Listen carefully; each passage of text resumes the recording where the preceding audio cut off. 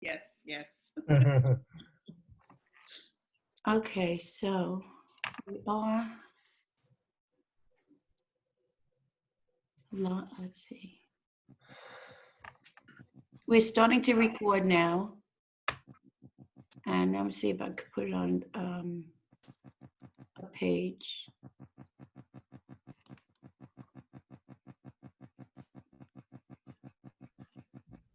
We're going to be live on Facebook. Cool. Now? Yes. You can't be live if it's not now. Yes.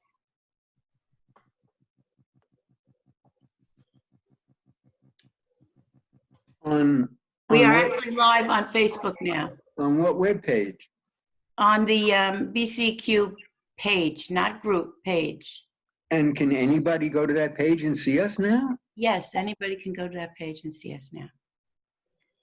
Okay, so I'm going to start the program.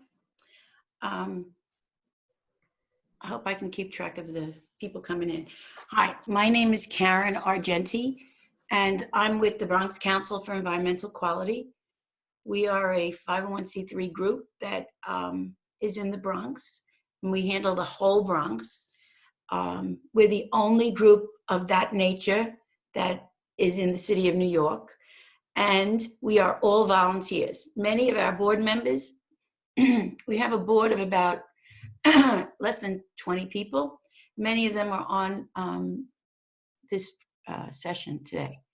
So today we'd like to talk about what is green infrastructure and how we can adapt green spaces to capture rain, carbon, and the remaining untreated CSO volume. We'll talk about all these different kinds of things later. If you have any questions, you could raise your hand or you could shout out. If you talk too much, I will mute you. So what is green infrastructure? I can send everybody that's on this session this link. It's on the Esri storyboards. And I did it because it was just easier to put all of the information in one place. And it looks a little bit different than, say, a PowerPoint. So this is a link from the DEP. It's a little long, so I'm not going to put that on. But it's a very good thing to look at. And our friend Mikhail is part of the conversation, but they explain green infrastructure very well. So everybody seems to have their own idea of what green infrastructure is, but I like to say that green infrastructure is the way that we mimic what nature has done. And so we call it nature-based landscaping that uses soils to increase infiltration rates into the ground. A lot of people don't know why that's important, but there's several reasons, and it's pretty simple. One of the things that happened in the old forests in the beginning was the rain fell in the forest and it went down into the ground. The tree roots, which here's native roots. Here's a description of what happens when you have nice native roots with long roots. The roots of the trees and the native plants took all the rain and brought it down into the base flow where it meandered from wherever it was into the nearest waterway. And by putting the water into the body of water, the raindrops into the water, underneath the ground, it gets filtered out of all of whatever kind of pollutants you could find and any kind of toxins. And it takes a while to do it. And it goes into the water body at the bottom, which is what we call the base flow. And so clean water goes into the water body all the time. Now what happened is we knocked down the trees and we didn't take care of the edges of the water, and like it was in nature, and the water now goes right over instead of going under. And so now the water goes into the rivers and the streams and the oceans with pollutants, and they have to settle to the bottom. And so, like, if you believed what, you know, the reason was they were trying to figure out how to make sure the water wasn't polluted, and they said it's okay because those rivers and streams are huge, and the solution to pollution was dilution, but that's not a good way to do things. So by looking at what nature did, we can actually clean the water before it goes into the water bodies, and we can start out with some clean water. So why is this important? So what we have in the city of New York is a whole bunch of systems of how we manage our waste, in particular our sewage. And so we didn't have enough pipes because we grew too fast, or whoever came up with the idea of making everything go in one pipe, which is called a combined sewer. We ended up where there was still not enough room in the pipe if it rained a lot. So in the beginning, raining a lot meant like 2 inches of rain, like in a select period of time. Somebody's coming in. And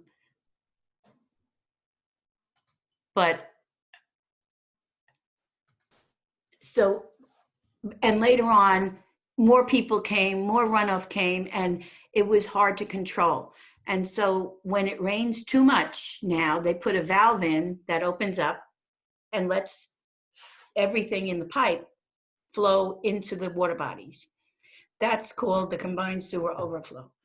There was a time when there was, I think, like 100 billion gallons of water that the city had to manage that was in the overflow, polluting all of the rivers and streams that were near an outfall.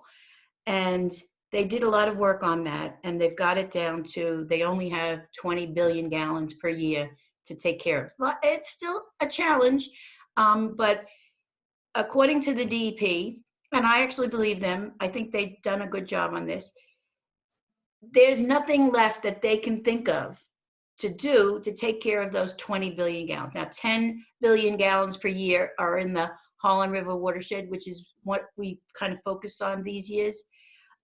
We did do the Bronx River. We tried to do some stuff with the East Bronx, and so that'll probably be the next thing after we finish with the Harlem River. But we're focused on the Harlem River, so we only have to focus on getting rid of 10 billion gallons per year, because the Harlem River is connected to the open waters, which is the Harlem, the Hudson, the East River, and what else, Dart? Long Island Sound, I guess, part of Long Island Sound. And so we need to find out how to get rid of those 10 billion. So now this is an effort to try to figure out how we could do that. So the DEP didn't go so far as to figure out if they could do it by using green infrastructure, because we've had a long fight with them on getting them to actually recognize that green infrastructure is important. And so they finally have recognized that green infrastructure is important. But the problem is that their design for green infrastructure is only to capture 1.25 inches of rain. So what that means is, like, you know, when you go and buy a car, they design your car to have certain kinds of tires, a 12-inch tire with certain kinds of thread. Maybe you want it a little bit better, or maybe you live in a place where there's a lot of snow or hilly, and you would want a better thing. So the DEP has not asked people to do better than the 1.25 inches, 1.25 inch of rain, and absorb it. So what we're saying is, the first thing is, you could definitely build green infrastructure, even in the Bronx, where we have high bedrock, according to them. We could still build green infrastructure that could capture the 100-year storm, which is 8 inches of rain, a big storm. Now, we don't get that much rain generally, but we have had a bunch of what that would be 100-year storms. We had Irene, we definitely had Sandy. That Sandy was probably more than a 100-year storm. And so it's time for us to recognize that 1.25 inches is not 8 inches, and we need to do better. So some of the things we could do, and we've been asking the DEP to do this for years, is to change the design standards for their green infrastructure. And the reason why I know that this works is because we did it. Paul and I worked on a project over in Stratford Avenue where we had enhanced tree pits. And we did original trees that went in and we planted them in a certain way. And then we did retrofits. And we captured the 100-year storm on Stratford Avenue at Westchester, and I forget the other street, during the Irene storm. So no water went down to the corner drain, which is in the Bronx River drainage area, during that storm. And so I'll show you some pictures about that later. So this is just some information about stormwater and how the city uses their combined sewer overflows. And so one of our most favorite projects is the Tibbetts Brook. So Tibbetts Brook will save the city 226 million gallons per year. We are trying to get to the 10 billion gallons per year. So this is a good project. It's one of the biggest green infrastructure projects that is in their little toolbox of what they plan to do. And now you know that when the DEP is putting out these plans, it's not happening tomorrow. It's not happening next year. We're talking about 10 to 20 years from now, they'll put out these plans and they'll start working. And who knows what's going to happen at that time. So here's the numbers for the green infrastructure that we put in on Stratford Avenue in, I don't know, 2010, 2011. So I don't know if you can see these numbers, but I don't know if we can make this bigger. Let's see if we can make this bigger. Is it getting bigger? Well, anyhow, so what this does is it shows you how much rain you could capture for the 2-year storm, which is 3.5 inches, and all the way up to the 100-year, which is 8.3 inches, and how much area it would cover and how you would do that. And this was actually designed to capture the 100-year storm. I mean, we really wanted to do zero discharge, so we did the best we could. And so here's what we did. We, somebody's coming in. I think it's Paul. Paul? So what we did was, and I have some really cool pictures about this. We dug a big hole and we went down like 5 feet. The Parks Department did this, and they dug out the hole and they put in some soil. They left the soil at the bottom. It was filled with clay, not rock, and then we added recycled glass aggregate from Hugo New, and we layered the little glass nuggets all over here. I think this was like 6 feet by 15 or 20 feet. It was a pretty big piece of land. And then we planted the tree at the end. And then, well, the construction people did that. And then we covered it with soil. And then we planted some plants, native plants, all in here. There was a little opening at the beginning. The slope went from here to here. This was the drain down here. That would be nice to have that picture. And all the water went in. It meandered around. It stayed in the bottom where the glass was. And then some of it, if it overflowed, it went out and outfall over here. So that was basically the story. I think there's some more pictures. And so by design, all the rain that fell in that street went down the drain. And the 2012 storm that hit here in New York City. So let's see if we can look at how we can figure out how the DEP can, how they could increase the amount of water that doesn't go down the drain. So what you have here is a list of square miles in the sewer shed and how much space each one takes. So if you can't really do anything with residential, basically. I mean, that you could do that, some stuff with green roofs and stuff like that. But right here, it sticks out. Open space and outdoor recreation. In the Harlem River, there's 4.7 square miles of that space. And in the open waters, there's 34 square miles. And that's plenty of room to do some more things to increase the amount of water capture. Paul, are you here? Is he here? It says the big salad. Is Paul the big salad? The big salad? Yeah, that's what it says on the list of participants. I don't know who that was. They left. Okay. Anyhow, does anybody have any questions before we go on? I have a question.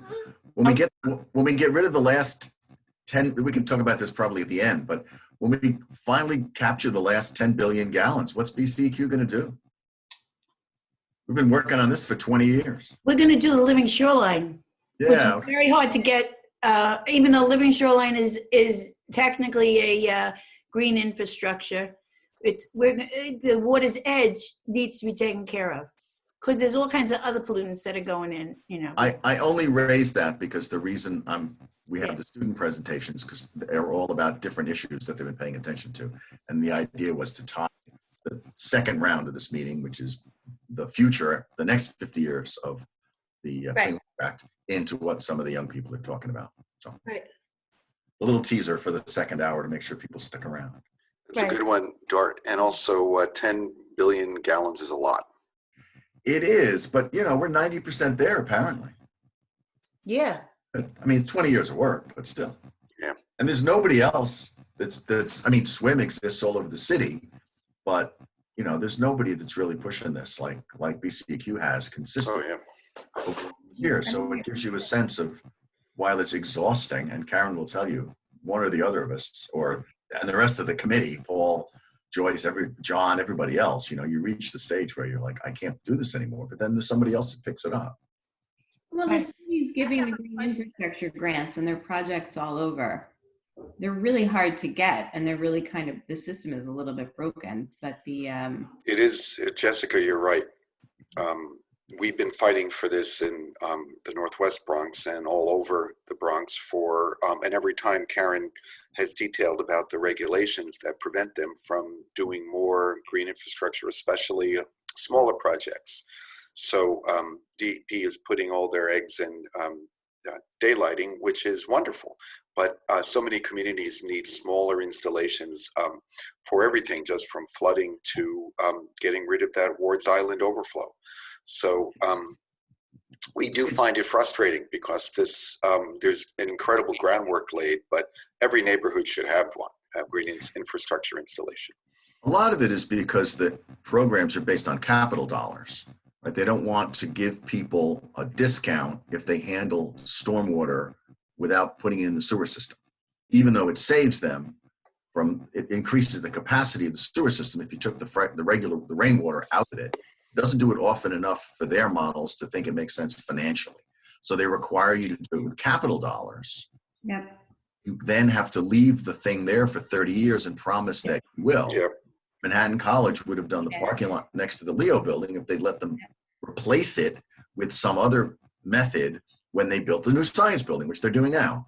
So he said no, so they didn't bother to do it. So if they would say to somebody, okay, you're going to put 6 rain barrels in your house, we'll let you reduce your sewer bill by some amount. That's a bit of cash flow that a landlord or a homeowner or an institution could then use to pay back a private loan without all the capital restrictions. Yeah. So they have changed that capital requirement or proposing to from a present mortgage to any future mortgage. So they're not putting a lien on your present mortgage. At least that's the last that we heard. because that really killed the the private adoption of the loans. No one. But they're still not giving you a rake off if you save them from having No.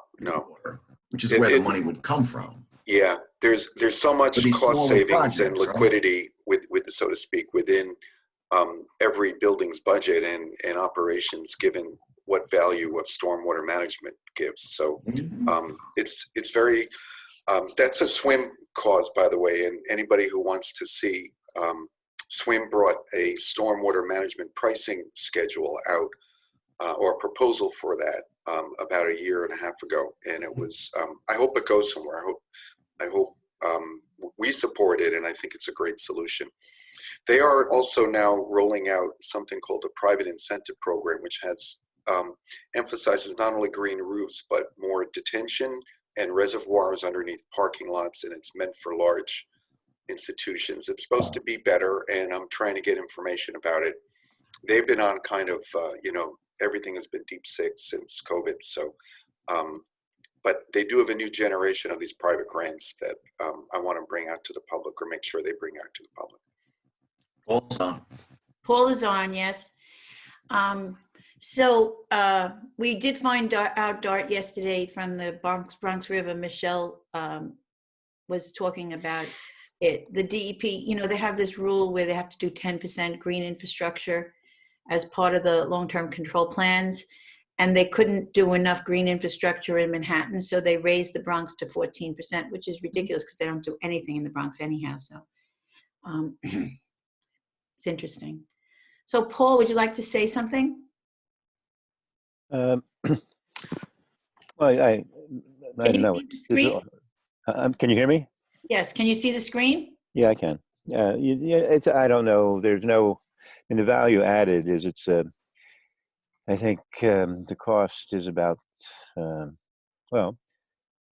what Dar was just describing, basically, if you take the water, the city charges you $6.70, whatever it is. And that same $6.70, if you feed it to plants and they evapotranspire, they basically will cool the environment by the equivalent energy contribution of about $400. So basically, the way it comes back the most quickly and with the strongest signal is basically as an electrical savings. And I sort of see something like this has to be true in their model, but they can't figure out how to do it building per building because the air conditioning from one building on a green roof can go to another. Nobody's realized that green walls do the same things, and you could do the same thing with water fed to street side plantings. And also you get carbon capture. So I mean, we live in a world where there is no climate issue because it's folded no way into any of the pricing or any of the SWIM models either that Bob was talking about. So it's, yes, just perplexing.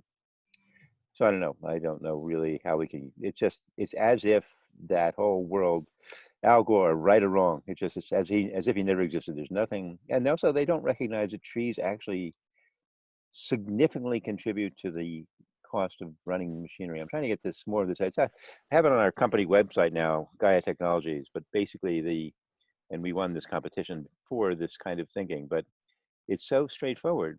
If you take the gray water in New York City, well, let me say it in another way. Manhattan, as it was covered by vegetation, would have produced a quantity of energy each summer day with evaporating water. It's 12 times the peak load of New York City, 12 times the 11,000 megawatt daily usage. So it's 12 times New York City's daily usage. In other words, it would entirely reverse urban heat island. You need vegetative cover, but this is no place. I mean, so I don't know. This is George Point. I brought up to 4 different commissioners. They like the idea of basically the pricing, doing something for property owners so they get some money back, which nothing's been done. I don't know how to move that forward. That would, even though it is, as George said, a small amount, it would make a difference, and certainly property owners would do that, but they can't. Don't know. This is an old relationship between water, temperature, and carbon capture, but it doesn't work in New York City. We don't do that because I don't know why.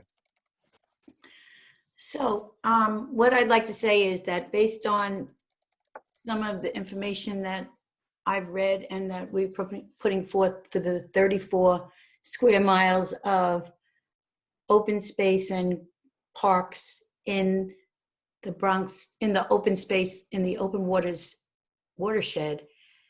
We could look at parkland and open space and try to figure out a way to make it more productive in terms of green infrastructure. So grass should be taken care of in a better way. So in the city, the way they take care of grass is they just let it grow and they cut it whenever they can. They're not like on a routine. Not that you need to be on a routine, but you need to know how much rain fell before you would go back and cut it and leave it to a certain height. So the good thing is they don't put any, basically in the city parks, they don't put any nutrients into the grass. So that would be good. If they took care of it properly, I understand that grass is a very good carbon sink. And not only that, around almost every park, you could all see it when you go. Around every park, you will see that there's some problem on the edges. Van Cortlandt Park is a great example. If you go to over by where Amalgamated is, it's very hilly there, and at the edge, when you walk into every part of the park, whether it's a trail or it's a playground, you can see the runoff is coming out all over the place.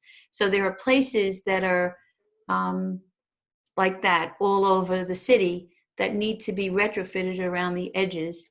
And also if there's large areas of grass, like there is at Van Cortlandt Park and other parks, real grass, not the fake grass, and Central Park and other places, they could take care of it so that it would be a very good carbon sink and also be more productive in terms of just capturing the rain and putting it straight down into the base flow. Right now, if you have a grass that's hard as a rock, it's not very absorbent. And so it just means you just have to pay a little bit more attention to what you have. It's not a big construction project. It doesn't cost a lot of money. It doesn't take years to bid out the contract. It's just a regular new way to maintain things. This is the broken circuits, is the stuff around the edges. And of course, if we had real living shorelines around the edges of the water bodies like the Harlem River and the Hudson River and the Bronx River, Long Island Sound, Westchester Creek and Hutchinson River, we would be able to make sure that most of the rain that fell stayed on the land and went down into the base flow. And so the challenge would be to figure out how to take care of that. So I don't know if people know about this, but this is a great web page that the Parks Department has. It's about trees. And so you can put in your address and you can look and see how many trees have been planted in your area. And they've actually calculated, you can press a button and calculate and see how much water, stormwater is intercepted each year. So this is like 1 million gallons per year, which saved the city $10 million. And so it's kind of interesting. And plus, if you do something around the tree and you take care of trees on the street, you can enter them in and they become part of the whole system. So we need to look a little bit more about, how we can get more carbon sinks to take care of the problem that's coming with global warming and climate change. And so there's an article here, which I'll send this link out to everybody. The EPA has a very good stormwater calculator. If we have some time or if people want, we could play that. I think we have enough time. Somebody's coming in. Who's coming in? I don't know who that is. Pixel. Let's see. Maybe this would be nice for everybody to look at. It's old, but it's still okay. Each year, about 10 trillion gallons of stormwater runs off buildings, parking lots, and roads. Along the way, it picks up pollutants like fertilizers, oil, and pet waste, traveling through sewage systems into our rivers and waterways. That's the water we drink and play in. Green roofs, trees, rain barrels, and permeable pavement capture the rainwater, storing it for use later on or filtering it back into the ground. You can help prevent problems with stormwater runoff. The U.S. Environmental Protection Agency's Stormwater Calculator helps you balance land development and landscaping with green infrastructure based on the local soil conditions, topography, and rainfall records. The desktop tool estimates annual rainfall and runoff from a specific site. Whether you're an urban planner, developer, landscaper, or even a homeowner, this tool helps you plan your project. Include the right amount of green features. Help prevent pollution by controlling stormwater runoff. It's one of the greatest threats to clean water in America today.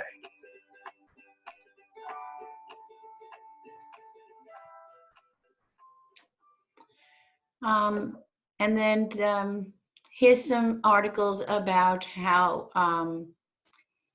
grass is a very good carbon sink. I mean, the best carbon sink is the water, the trees, and then grass. But some of it is more reliable than others. If you take care of the grass, it will take care of us. So that's the end of my presentation. We can have a discussion. I have a question. Yes. Are there any successful living shoreline applications nationwide or worldwide that we could emulate or study? Well, I never did get to Randall's Island, but I understand that they have a 2-acre living shoreline. I think it got a little bit destroyed in one of the storms, but we could go over there and look at that. I think that they made it into a bioremediation field also, so it's not just the land, the living shoreline. Louis, are you on the phone? On the phone, on the call? I thought I saw Louis. But so we could look at that, and I mean, I guess there's places that have actually done it correctly, maybe along the Chesapeake. Yeah, I'm Karen? here. I'm sorry. I was. Yeah, Karen, I wanted to recommend Washington, D.C. They are under a consent decree as New York City is, Right. and they've developed large stretches of their waterfront. They have the same kind of brownfield and former industrial and military uses along the Potomac and the Chesapeake. And they have a very strong ecological message and a lot of projects, a lot of which are recreated wetlands, which are fascinating. Where there are no wetlands, they're actually installing and creating engineered wetlands. So if you're ever in the area, I really recommend that area. And we also had a gentleman who ran a Chesapeake Preservancy a couple of years ago for our conference. So it's a great benchmark choice for us, the Chesapeake and DC area. Right. Louis, you wanted to say something? No, I'm just telling you I'm here. Yeah, we could also talk to perhaps American Littoral. They have a lot of information about living shorelines in various forms, particularly relating to Jamaica Bay. Yeah, and did the New York, New Jersey Baykeeper do something in Yes. Soundview? They did something in Soundview? Yes, I think so. Oh, so we could go to Soundview. Remember we had that That's nice. meeting Yeah, down there in that's nice. Soundview in the in the center there? Right. We should that would be easy. It would be easier for us to go to Soundview than Randall's Island. Soundview, well, Randall's Island is better. Yeah, Soundview is basically an oyster reef, so it's a nice piece. But as Bob was saying, there's actually Maryland, Virginia, and North Carolina all have shoreline protection programs, and basically, as per Joyce's question, so basically they are doing it in large quantities. But what happened instead of actually just protecting wetlands, which you have to do, what you can do, and actually there's work by a researcher named Kraft, which I think is Carter's brother, and they've shown that actually over 20 years, if you pick your areas right, restored wetlands, that is constructed wetlands, you basically put a reef in and you put a wetland behind it, and you get essentially the elevations right. They're more productive and they have more ecosystem services than simply conserved wetlands, because they're probably at better stages of development, doing more carbon capture. So, around the 500 miles of New York City, there's probably 100 miles of opportunity. And we're, of course, doing none of this because of the way the state interprets the Clean Water Act. But that's a critical piece, because there's been a number of papers now. Oyster reefs and marshes are about the highest carbon capture and storage zones on the Earth. And we could literally make them around for protective, adding coastal protection and resilience around a fair amount of the city.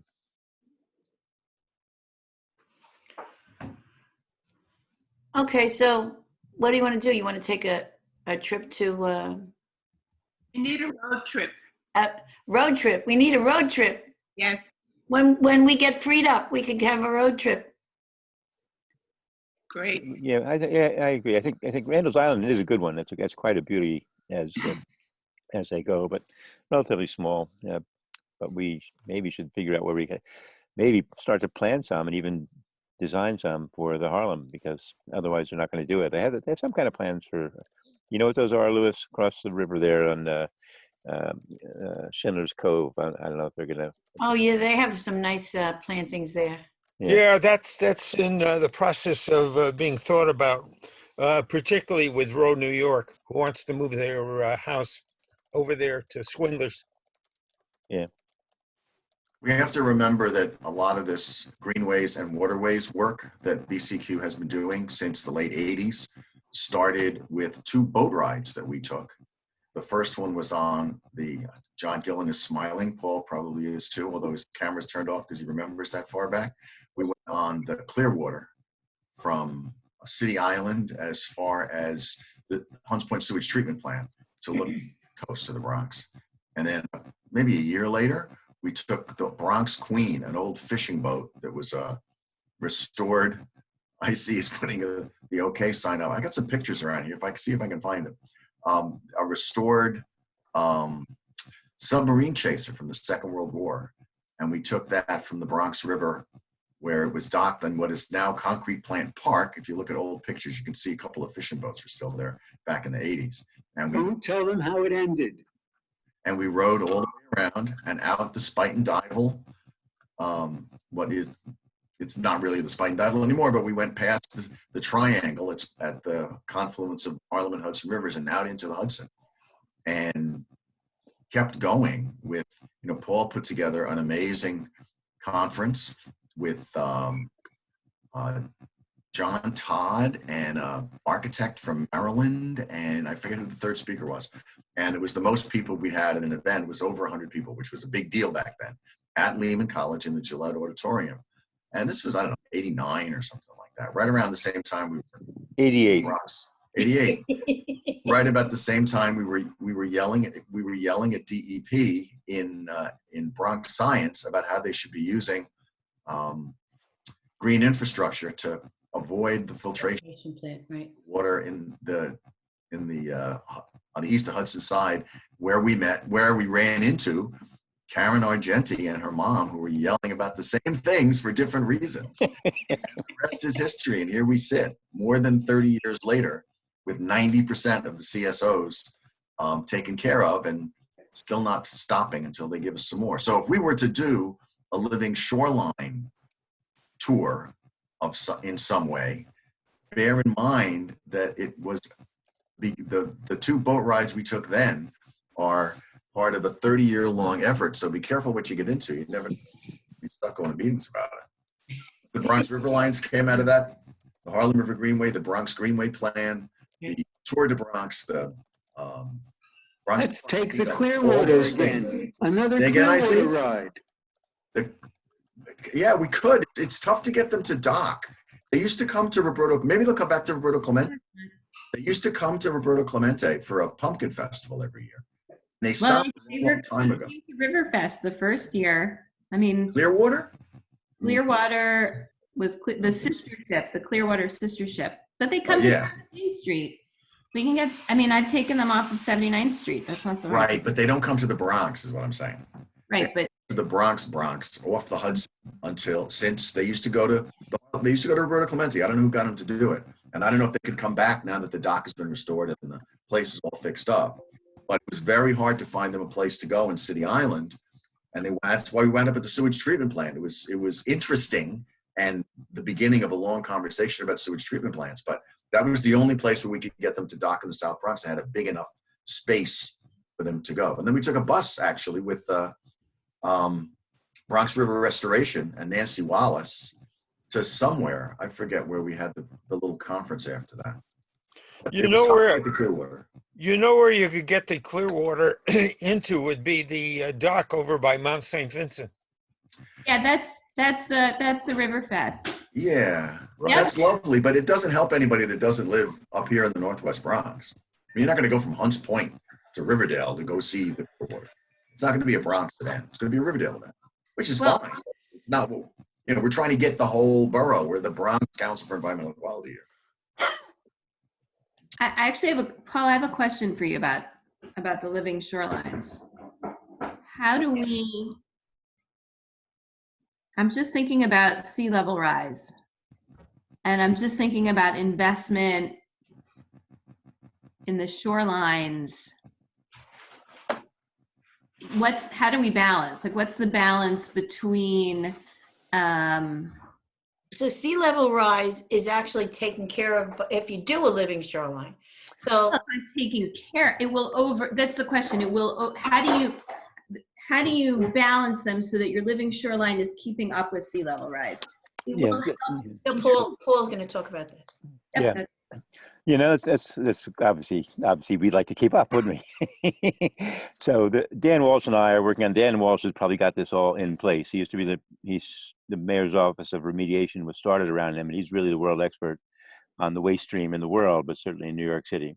So the answers to your question really are quantity, as Karen's kind of saying. You build up, and so there's enough material by a great deal. So Dan Walsh identified about 100,000 cubic yards of absolutely clean fill underneath new buildings every year. So you could basically make a marsh around the edge and top it with this material that literally hasn't seen the light of day since Henry Hudson sailed up the coastline. The other approach, the other waste stream is the 19,500 tons each day of waste, concrete, brick, and glass. Absolutely clean material, but it's now a waste material that DEC moves up to wherever, out into the country someplace. But the point is that every single day's concrete and brick waste would be a reef 10 feet high, 10 feet wide, and 1 mile long from every single day's waste. So Dart had forgotten, but the man who came to our 1988 talk was Ed Garbish, who did the first shoreline constructions, shoreline restorations around Maryland and then all over the country. Started a group called Environmental Concern and imitated everywhere after that. But the point is that what you do is you build up, and we have more than enough materials to actually do this. Obviously, it would take planning, but it's a way to, you can't stop the water, but you can take all the energy out. So there's no current, no waves, no force. And so that's what's open to us now. And really, we could start it tomorrow. Like that East River Park they're talking about building, trying to get some designs for that now. That could actually be done with waste, concrete, and brick as a reef on the outside and marsh on the inside. And that's exactly what the city was. And it could be again. So this is actually quite simple. It's all marine construction, but it stores about a ton of carbon per acre every several years. It's really quite an amazing opportunity, and hopefully this will be where we go. Well, let me bring up a cheap road trip, whenever cheap, depending on when we get out of this damn seclusion. And that would be over at North Cove up in northern Manhattan, which we might start losing very quickly if that court decision ever comes down the wrong way. And I think it's really worthwhile taking a look at that area. It's chock-a-block full of flora and fauna. Yeah, it's pretty too. It's at the very tip of Manhattan there, up in by Inwood there, or Yeah, It's on the Harlem, yes. yeah.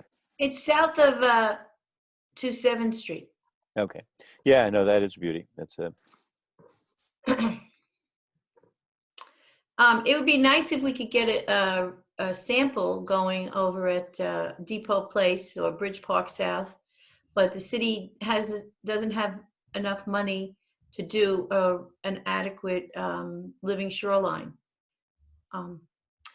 Maybe, you know, if we ever get to put a boathouse there, maybe we should ask for a grant that includes a boathouse and a living shoreline. Dart. Say that again. Because they don't have money for a living shoreline at Depot Place.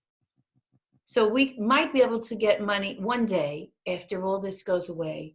We might be able to get money to put a living shoreline on the Harlem River at Depot Place and then hook it up with the dock, with the boathouse that Manhattan College will build for us. Karen, the only way that works is if you can find a strong civic group that wants to really give blood, sweat, and tears into maintaining a boathouse. Well, the college is going to do that. Yeah, the idea is that the colleges are all rowing out in New Jersey. Even Columbia has a site on the Overpeck Creek, a tributary of the Hackensack River. Right. Across the George Washington Bridge. It's close there to all their stuff in Washington Heights. And I don't know why, I mean, tides, I don't know anything about rowing and why they wouldn't just be in the Harlem River all the time, but they're not. And Manhattan College got thrown out of the boathouse by, not Swindler's Cove, but the other thing, I don't know why, money deal, something, they couldn't make an agreement. Nobody's fault, it's just the way it worked out. And so they moved out to Overpeck too. And I have students that were on the rowing team, and they were all saying it would be really nice if the water was cleaner because it's disgusting trying to row on the Harlem River. And as we know, the edges are much more polluted than the middle, which is where they test it all the time. So those wonderful people at Bronx Community College, or was it Ostos, that did the water testing and came up with 10,000 instead of 2,000 germs per day. 200. 200,000. Yeah, these incredible numbers. And when you see those films of people swimming in the river and having fun doing that and all this stuff, and it's like, people, this is really disgusting. And the rowers of Manhattan College will tell you the same thing. They're really, really, it's really disgusting water. And so we need to make it cleaner as an institution, right? So here we have trying to get Manhattan College students more involved in Bronx River things and Harlem River things and the Tibbetts Brook daylighting and the people. One of our students was mentioned by Alex the other day talking about the macroinvertebrate study. Lots of people at Manhattan are doing work around all of that. I'm trying to introduce a few folks. Here comes Gina Loria, who needs to meet Paul Manchiewicz to talk about that. I mentioned to Paul that there's a team working on the Bronx River now and testing water and all that stuff. So anyway, to get the institution to focus on it, one of the ideas was that we would get the rowing team to finally have a dock and have a boathouse again on the Harlem River. And, you know, everybody's trying to get through the next couple of weeks of the coronavirus and whatnot. Right. We will have 30% drawings pretty soon of what the space is going to look like. And from that, the folks at the school that say they care about this, I guarantee nothing. You know, I'm a part-time professor and director of a small program, but there is a group of people that say they really care a lot about advancing what the rowing team is going to do. So we'll see if they really mean it. Once we get those drawings, you know, then they'll. So what I'm saying is that maybe we can like hook up the, you know, living shoreline idea with doing that, because it's going to be hard to put the dock in without having a living shoreline. It's just, and that is the most difficult place I've looked at to put a living shoreline, because it's really pretty much rubble there now. I mean, it would be a real challenge to do living shoreline at that section, but it would be worth it. Well, partly, but I mean, if we simply moved the rubble and created a marsh on the interior side, the only, like, the problem that Dart brings up is the poor rowers have to literally splash through all the essentially pollutants because it's a tidal strait that's held between the Hudson and the Sound, by tide, so it doesn't really exchange that well. When Alexander Hamilton lived there, it was entirely surrounded by essentially rib mussels in salt marsh. If we had that system, 10 feet of it, 20 feet of it, 30 feet of it, by modifying the interior shoreline, that water would be clean, much cleaner by a lot. Basically, we would bring back, because as you can see from BEP's data, it will cost billions of dollars for almost no. We shut down the combined sewer discharge, which is a great thing, from 100,000, whatever it is, 100 billion gallons per year down to 11 or 15, whatever the number is. But from here on in, we're going to spend money and get nothing back. In that area, in that period, the question you bring up, Karen, and that was asked Jessica before about this living shoreline, it's a good thing for protecting the coastline. It's the most powerful force on the planet for cleaning water, and we're doing none of it. So we basically, we give everybody in DEC their pensions. We get people that know how to actually build ecology and do ecosystem development. But then you need, if we had one edge or the other, I hope it's a Bronx edge, but both would be better. The question that you bring up, what's the cost? You're going to have to bring in essentially cranes anyway. If you simply regrade the edges, which is all fill over tidal marsh, then you would literally have exactly that protective coastline on the interior side. And that would come back in years. You would start to see water quality, well, actually 2 years of growth, you'd see water quality improvement that would be dramatic. And that's probably the only simple way to do it. Nothing simple, of course, in the world of New York, but that would be, then everybody would be, I don't know about the tides either with the rowing Dart, but that would then be a desirable place to be on the water all the time. And the obvious place to have something like that, but it's not going to happen. I know that in advance, but anyway, the obvious place to have it would be opposite Peter Sharp's, over in conjunction with Roberta Clementi. Yeah, but that boat has sailed already. Well, no, I didn't say at Roberta Clementi. I said in conjunction with. Yeah. Roberta Well, they did something. They did something over there. I mean, they yeah, they have a. They did do a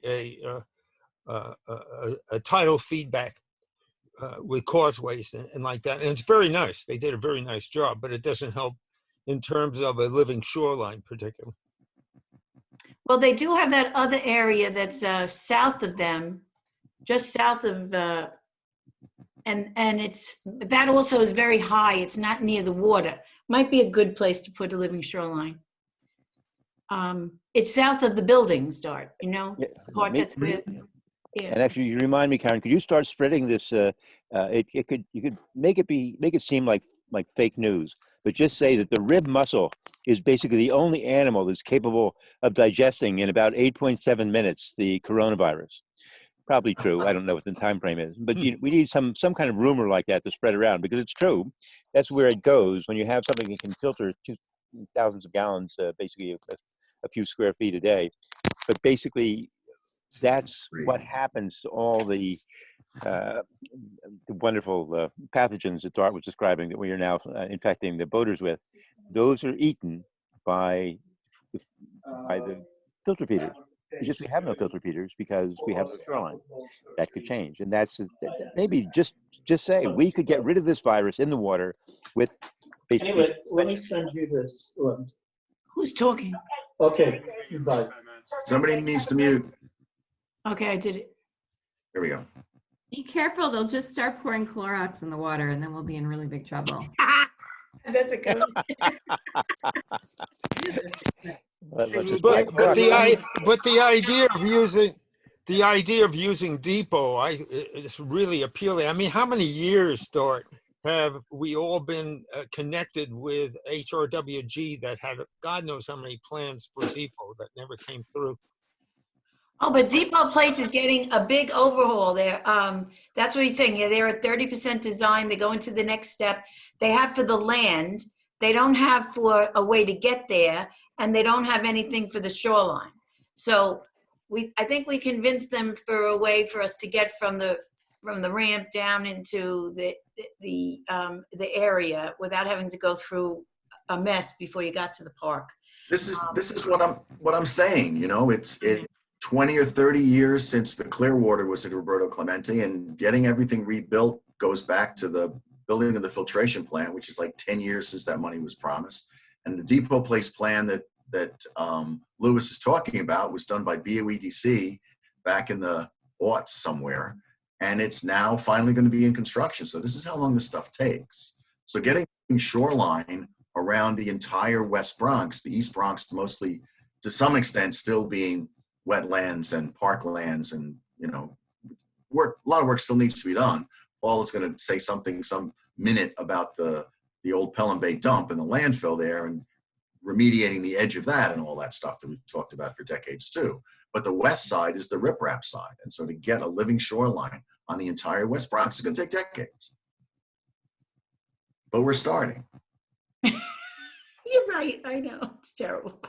But the Harlem River is a big opportunity, because really that's a regrading problem. If we got the proper design, then your cost is really regrading, because in a way the riprap's already on the edge. So you let the water in around it on the other side, and you make that into your tidal wetland and your showpiece. And that, as you say, everything takes forever. But that, in a way, is not that hard, because it's basically it's already got the substrate in place. It's already fill over tidal marsh. Basically just getting the right elevation in the right places. So Karen, I think we have all of the students that aren't in another class here today. Oh, nice. So is Gina online? I think, oh yeah, you got online. Okay, she said the same. Oh, yeah. My interconnection is kind of going like in and out, but I'm okay. We'll do the best we can. So, let me just break in 1 second, Dalton, because you obviously want to say something that would I'd be interested in. But I just want to bring to your attention that every time the city gets involved with the idea of how nice it would be to have a park or an area on any of the rivers, they build it up. They don't leave it natural. Look at Hunters Point South, which could have really been a great natural area, which is very nice the way it is, but it's certainly not a natural park. And when the city gets its fingers into it, that's a bureaucratic desire to humanize it, to urbanize it, unfortunately. Now there's only two choices. You're going to give it to the city, or you're going to give it to the state, or it's going to belong to the landlord who builds the building that's supposedly going to pay for it. So there's no fabulously wonderful answer about. So I don't want to say anything, but that's why the whole idea of using the open space to take care of stormwater, sea level rise, and the surge, and to do it in a productive way makes it an incentive for the city and the state to actually do green things in green. I'm just bringing the whole thing back to the end. Well done, Karen. So much money anyway. It should Yeah, be. and it's cheaper, right? It's, and we could all like volunteer to do parts of it. You know what I'm saying? So Dart, I would like to introduce Dart Westphal, who you will know. And we're going to now have a little treat from the students from his class at Manhattan College. It's going to be like everybody has like 3 minutes each. And then when we're going to talk about goals for BCEQ when Bob Fanuzzi gets back on. So the idea was that if we're going to talk about things that are going to take a bunch of decades, we should talk to people that are just starting in those decades to do some of this work. So these are 7 presentations. There's 5 students online, 2 of whom, Gina and Sophia, are on the team that's looking at the Bronx River House, Paul, and we'll figure out a way for you to meet with them some other time, but I wanted to make sure you see those folks are here. There are 5 students, Dylan, Annie, the 2 I mentioned, Mary, I think we lost Dylan. I don't know what happened. So that's, Dylan, okay. I'm going to do the first presentation and the last one because those two folks are both in class right now, and I'm going to run through it really fast. They all have the list of who's next. Mia is first, that I'm going to do, then Sophia, Gina, Annie, Dylan, Mary, and Petros is the last one, which I'll also do. I hope I can do this. I'm going to try to share my screen, and Karen's going to... Yeah, you should be able to share the screen. I should be able to share the screen. Okay. I'm not on there anymore. That's the wrong PowerPoint, but hold on. Let's... We're all learning. We're so Yeah, hot. all right. So can everybody see people versus pollution? No. You have to click on the thing when you go in. It just What, says you click on started what? sharing your screen, but What you have to, when you share the screen, you have to click on like your screen. Do you have it up on your computer? I see it, yeah. You have to click on it. Go, click. I don't think you shared this. Oh, you did. Let me get you out of this. Where is the volume button? Okay, start Where all is over again. volume? Share screen. Eric, you know where volume is. And then Where you is should it? choose your whatever you see on whatever you want to present. I see, please. I see. Until dark. Something out here. I'm No. muting him. Thank you. You should see your screen that you want to show. All right. I'm sharing that. Yes, we got it. Yay! All right. Very good. All right. So this is Mia Hayes' presentation. She's doing something that's a little bit like Sophia's, who will go next. And I'll just run through this quickly to give you a sense. This is almost like, it's almost fitting in the way, not the project, because she's going to do more than this, but this is almost like an introduction to some of the things Sophia's going to talk about, which is a little closer to our heart than some of this. So here's... And you can use your mouse to point to things too. All right. So air quality in the U.S. has declined. We're looking at other things that are bad, that are replacing the things that used to be bad, and ozone in places of the sulfur oxides and the nitrogen oxides. Factories and industries play a major contribution. Air quality is harmful and unhealthy to human beings, and it can do bad things to your nerves and other organs. All right. These are the kinds of things that we're trying to get through to regular human beings. Those of us that are advocating for this. Air pollution causes 29% of all lung cancer cases and deaths.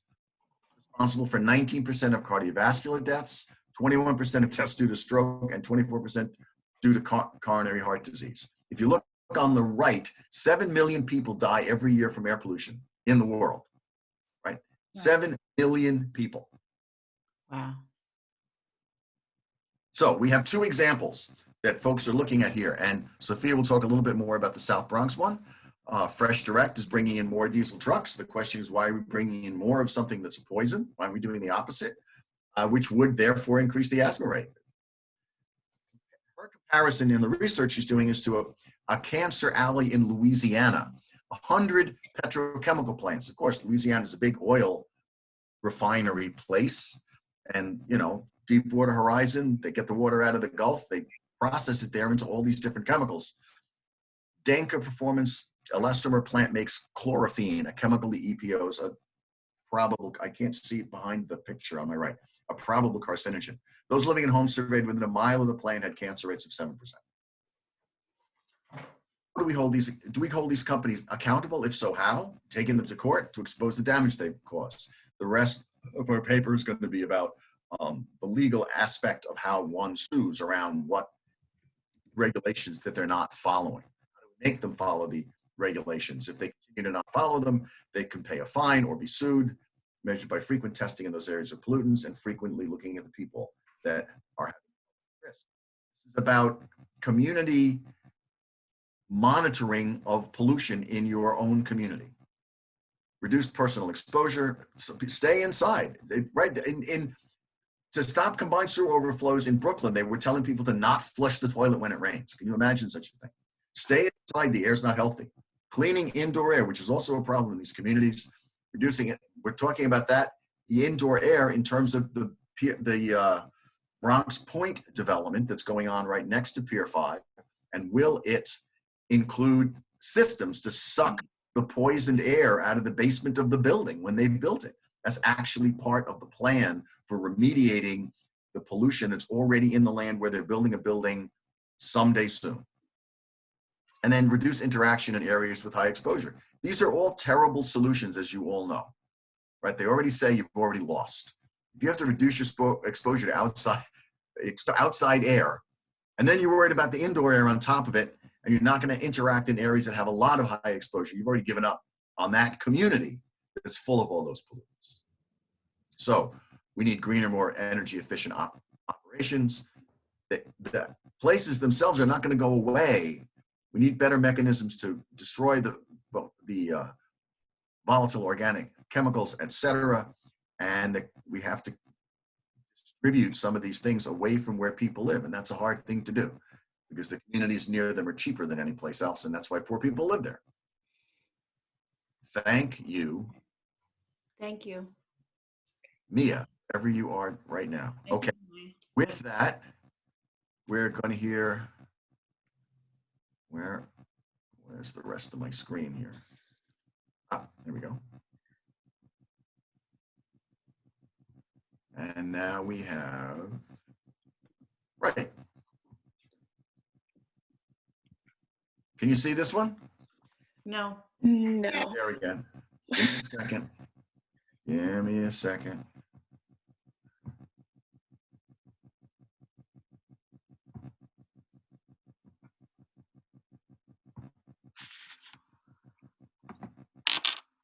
Again, it's the wrong one, Dylan. Everybody's going to see yours 16 times. No, there's nothing there. There's nothing there? No.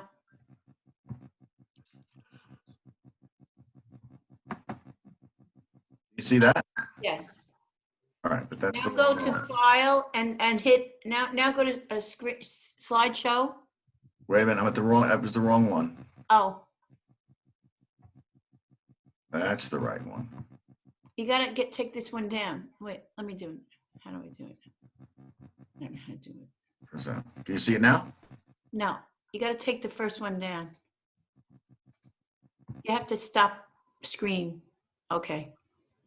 All right, now I'm back. Yeah, just share Oh, screen. this one. Oh, I see. How now? Yes, asthma rates in the South Bronx. Take it away, Sophia. All right. Hello, everyone. Good morning.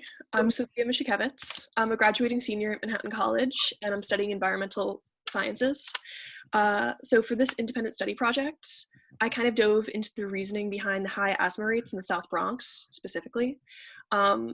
And it kind of includes social determinants on health and different solutions to improve the health of Bronx residents. Next slide, please. So high asthma rates and the prevalence and hospitalizations. So pretty much this study will explore the reasons behind the asthma epidemic in the South Bronx. This includes the reliance on diesel trucks in industrial sectors and how urban planning failed to incorporate the health of residents. This study will also propose new policy solutions that can be implemented to relieve the air quality issues plaguing the South Bronx and types of other consequences that could happen because of that policy in place. As I'm sure many of us know, the communities in the Bronx have triple the amount of preventable hospitalizations for asthma compared to the rest of New York City, and I believe it's 7 times that of the national average. And so in this brief overview, I'm just going to introduce the sources of outdoor air pollution that contribute to the high asthma rates as opposed to indoor air pollution that studies have already been done on, and what are social determinants that contribute to the South Bronx having negative health outcomes on its residents. So next slide, please. Sources of air pollution. Dart, you kind of just talked about that. There's a variety of outdoor air pollutants, 2 that are specific to the South Bronx. I know for me it's covered on my screen, but it's automobile exhaust and fossil fuels. Okay. As there's that concept of having the 3 major highways within proximity of South Bronx residents Right. and the fossil fuel combustion from the power plants. I believe there's 4 from the New York Power Authority, like throughout the South Bronx itself. Right. The air pollution that we're concentrating on in like this study specifically would be PM 2.5 particulate matter, which can settle into the lungs and then trigger asthma and respiratory diseases. And numerous studies have found the correlation between that and high asthma rates. So social determinants, there's a lot of aspects of modern culture that can dictate policy and affect people's way of life and access to resources. Understanding the social determinants allows for like the deeper analysis of the health issues and like how we can find more like better policy solutions and solutions in general that could help alleviate that stress. High poverty rates, unemployment, fresh food insecurity, lack of educational opportunities, and affordable and safe housing are some of like the different social determinants that are discussed in the paper, and how these are like they apply to many South Bronx neighborhoods and how these health issues are clustered in those neighborhoods, kind of finding that correlation. Next slide, please. So community involvement and support, like the most important aspect of finding the long-term solution after like attending a few community meetings is like having the community support and involvement. There are different community organizations throughout the Bronx that are spreading awareness of policy issues regarding urban planning in the Bronx, such as like the failure of the full freight access program and the zoning of industrial sites right next to residential areas, as well as education on the issues of air pollution, like what the sources are and what leads to better health overall.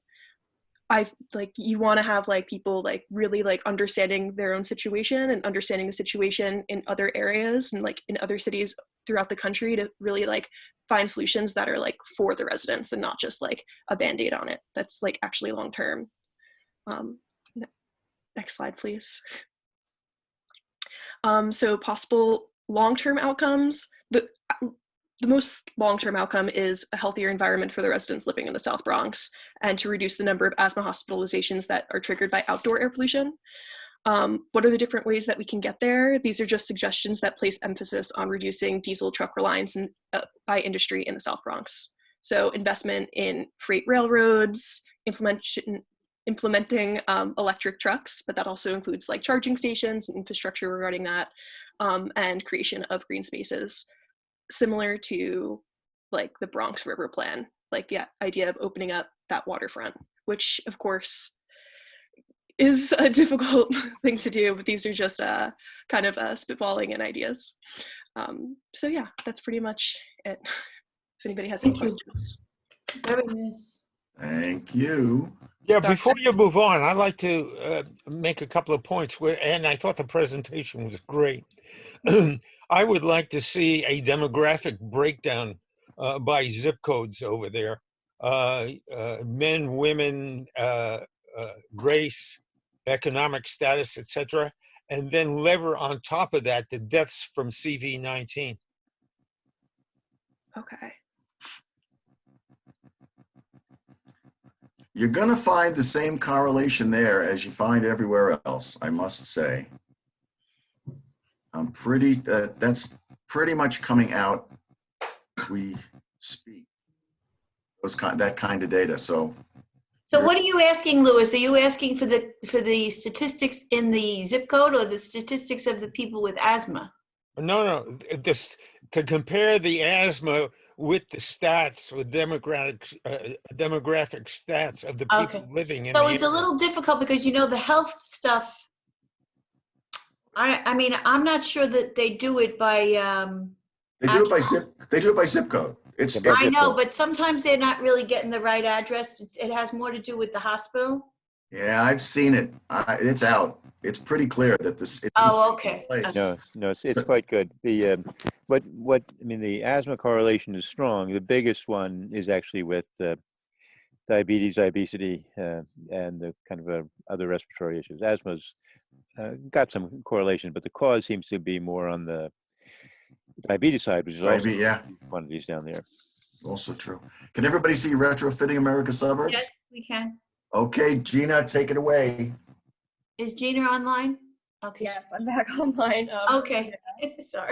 So I apologize in advance if I cut out at all. But I'm going to talk briefly about how the urban planning design transit-oriented development might help make our development in the US more sustainable through, as you can see in the graph, it says an intensification of residential and commercial uses around high-capacity rapid transit stations, which can help to ensure that all residents and workers have access to this kind of high-quality public transit. And as you can see here, to do that, you want to see more dense concentration of buildings, so a plot level density of at least 140 dwelling units per 2.5 acres. Next slide, please. So I'm going to talk a little bit about how the way we're developing right now is problematic. So obviously we're seeing this kind of widespread sprawl in the suburbs. The primary means of transport to retail and office spaces is highways, and that's contributing to these issues in the South Bronx, like asthma, and in all is kind of decreasing our aerobic activity. And really over the past century, we've been building for the automobile. So America represents one of the most auto-dependent societies on earth. And that's kind of reflected in the way we've been developing thus far.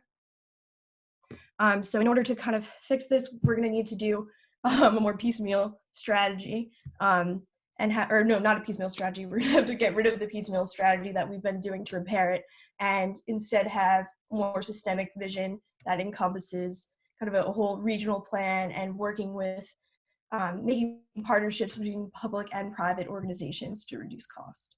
Next slide, please. So just to go over a little bit about what transit-oriented development is all about, essentially it's the idea that we're building these communities around public transit. So taking existing public transit centers and planning kind of subdivisions and office spaces around them, and using mixed land use. Obviously right now the zoning laws really pervasively don't allow for this kind of development, but I will address in the following slides how we might kind of work around that.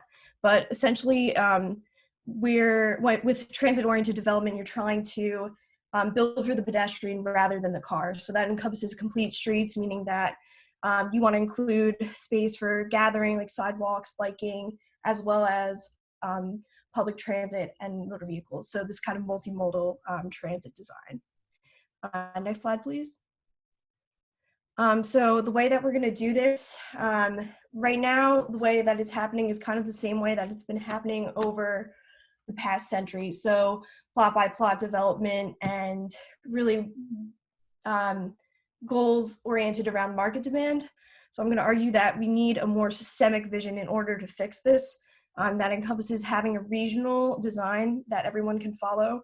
So within the tri-state area, having regions really communicate with each other and even across states so that plans aren't being counterproductive to each other. And then there's this intermediate step of kind of identifying where subdivisions should be and also identifying places for potential infill. So potential development around existing communities. And then this also has to happen on a neighborhood and community scale so that individual communities are working in accordance with the regional design in order to make densification projects, as certain density is obviously needed to accommodate for the ridership necessary for public transit. Next slide, please. So I'm going to talk a little bit about the resistance currently to such kind of designs. So we're seeing that in white affluent communities, there's much less support for multifamily homes, meaning apartment complexes and like row houses and essentially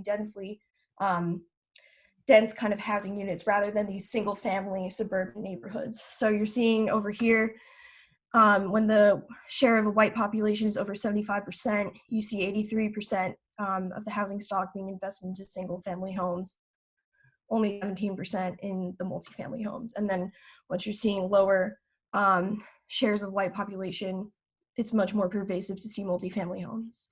Next slide, please. Same here, you're just seeing kind of the median household income. When you're seeing a higher median household income, you're seeing much more of these traditional single family homes than in lower income communities. Next slide. So how might we kind of work around this? Well, while many regions within the tri-state area right now do have the infrastructure necessary to promote TOD, most of the zoning laws right now prohibit multifamily housing units. So, and this is due, like I said, to this kind of resistance to the mixed land use and multifamily housing. But there actually do exist provisions for a certain threshold that states need to meet for affordable housing units, and which are usually multi-family housing. So right now you could actually, independent contractors can actually override zoning laws in order to meet these mandated thresholds. So that's just one way that we can use the existing zoning laws to kind of as workarounds in order to develop more urban-like development. This also needs to be an inclusionary process. So you need to be listening to people who want to preserve their community's character in order to kind of appease them and reduce this resistance. In addition, you need a diversity of housing, meaning that right now there's a huge demand for people like seniors that want to downsize. There's a lack of affordable housing for them, as well as people in the middle class. And we still do need to preserve these single family neighborhoods, but at the same time, we can be connecting them to public transit and connecting them to development that is more concentrated with multi-land use. But it's still possible to have these spaces, just maybe have them be connected with having these connector roads that can take them to more high density mixed use areas. Next slide, please. So I'm just going to talk briefly. This is an example of building around public transit. So the Exchange at Secaucus Junction is the first transit village that was built around the Secaucus Transit Station. And that's a popular transfer station along NJ Transit that allows people to commute from New Jersey to the city. And you can see here they set aside certain plots of land in order to kind of plan a more systemic vision for this area. So right here is kind of a residential area. There's passive recreation. Sorry, I'm getting a phone call. And then here's a transition center between all of these areas. And that's just a way that you can see how instead of having things be so sprawled out, you have your recreation, you have your office space all in this dense area within walking distance and within distance to public transit. Next slide.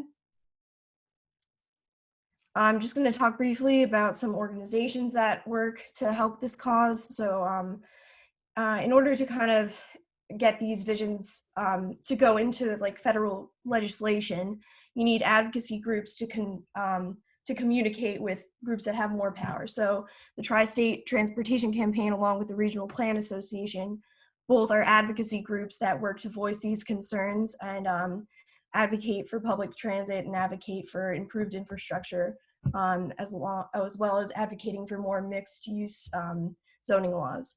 And then the New York Metropolitan Transportation Council is a group that kind of functions as a gatekeeper and allows such initiatives to make it to regional plans that the federal government could actually pass through. And that's all I have. If anyone has any questions, I'd be willing to answer for sure. Talk. Thank you, Gina. Very nice. Thank you. Thank you. Glad that my internet Made it through. throughout. Right. Somewhere, Annie. Are you seeing this still? Am I still sharing? Yeah. You have to unshare, I think. Oh, there. No, I think. Okay, you got it. Okay. Good, right? I finally figured out how to do the transition. Just as a coda to Gina's thing, the kind of density she's talking about, that whatever it was, 100 and something for 2.5 acres is the equivalent of a 3-family house. We're not talking about Bronx Point here. We're talking about going to the equivalent of a 3-family row houses, the kind of house. Right. Okay. Take it away, Annie. Meanwhile, back at the airport. Hi, my name is Annie Moore, and I'm going to be briefly talking about airport sustainability through the lens of transportation. Next slide, please. Okay, so airports focus as multimodal systems in how you travel to the airport through multiple modes of transportation, and then from the airport you fly to another destination. People have multiple options to go to the airport through many modes of transportation, but the most common option tends to be car. because airports accommodate for cars with parking lot structures, roadside directions, drop-off pickup sites, and a bunch more other ways. Next slide, please. So with this, there comes a huge emissions problem because there's a combination of vehicle and aircraft emissions that add more pollution to the air. And the most impacted places are those that are close by to the airport. And I read somewhere that it can be as close as maybe 10 miles away. So vehicles pollute the most when they're idling, and when they idle, they emit carbon monoxide, nitrogen oxides, and hydrocarbons. And aircrafts pollute the most when they're at higher altitudes, and they emit nitrogen oxides that account for ozone. And they also produce water vapor in their contrails. Next slide, please. So in my research, I look at LAX as an example because they have this plan to be more sustainable in their transportation, and it's called the Landside Access Modernization Program. And these are just some of the things they're trying to implement within the next few years. So they have the automated people mover, which is an electric train system that runs 2.25 miles. They also are planning to do a consolidated rent-a-car facility in which they're going to relocate the rental car operations, because right now it's very spread out, and they're trying to get it to one area to make it easier for passengers, and also so they can connect it to the automated people mover. Another thing they're doing is the intermodal transportation facility, which is a parking lot structure which can be used for parking and also as an express link to the automated people mover. Next slide, please. So what's good about the plans is that it increases accessibility to public transit. It also improves the airport's transportation offerings because it eliminates the need for shuttles to go to and from the parking lot or to and from the rental car facilities. And because of this, it also reduces the amount of pollution produced by traffic. But at the same time, while they're promoting all these good things for transportation, they're also incentivizing the use of cars because they're providing parking lot structures and having these rental car facilities. And actually in the plans for the rental car facilities, they plan to put in some type of car wash to promote cars for some reason. Wow. Next slide, please. So lastly, I want to end on what we can do to improve airport sustainability. And what we can do is implement designs and structures that support public transit, have easier access to and from the airport by public transit, and have plans like what we see at LAX, but also promote the use of alternative fuel for cars and or electric cars, and also not incentivize cars as much as they are doing now. And lastly, what we need to do is put more stress on travelers to use air travel as little as possible whenever they can avoid it. And that's all I have. Thank you. Well done, Annie. Thank you. Gotta get.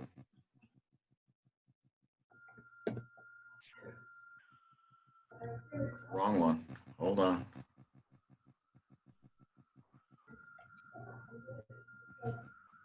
Where is Dylan?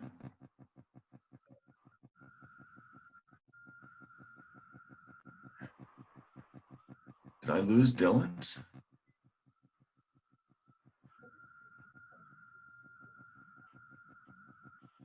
Ah, there it is. Can everybody see this? No, we see Dylan. Hey, Dylan. Ah, never mind. Hold on. Yeah. It's now. I got to share again. Sorry, I moved from one kind of presentation to another. Now, can you see it? Yes. Sharing dark. Good All sharing. right. Yes? Yes. All right, thank you.